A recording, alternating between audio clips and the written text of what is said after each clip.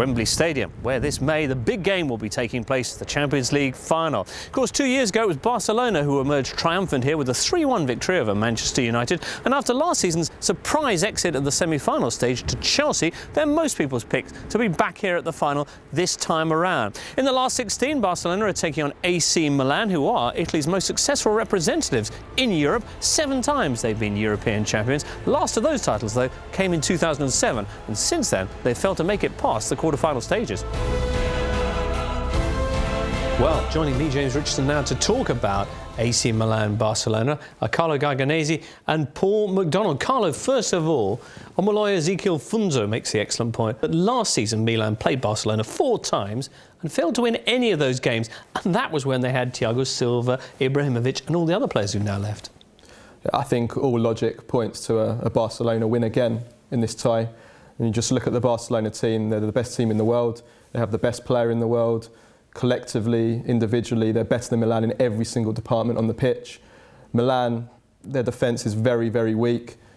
I think it would be a miracle if Milan win this tie. Oh, we've seen miracles before. Hey, wasn't there one at Parker when Celtic beat Barcelona just last November? Yes, I think if one area that Milan can look to for cause of comfort, it's the fact that Barcelona have conceded goals this season.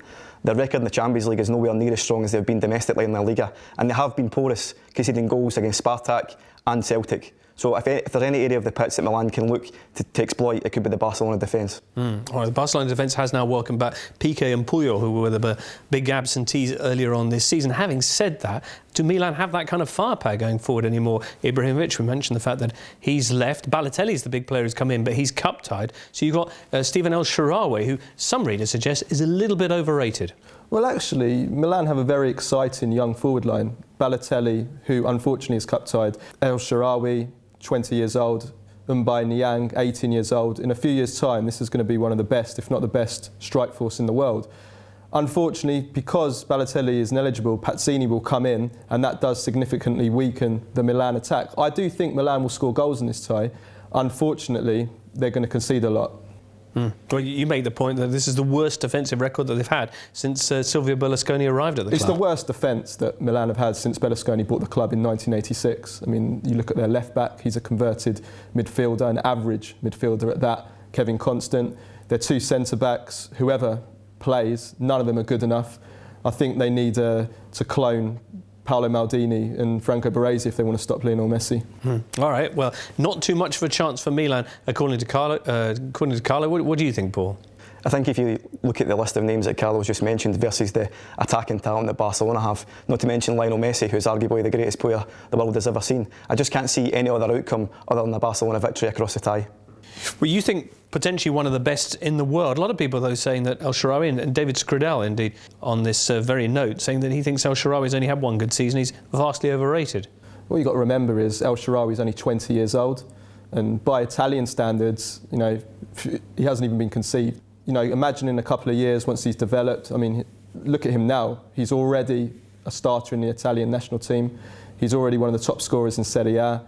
He's got many weapons to his game. He's lightning fast, he's a fantastic finisher, he never misses a chance when it's presented to him.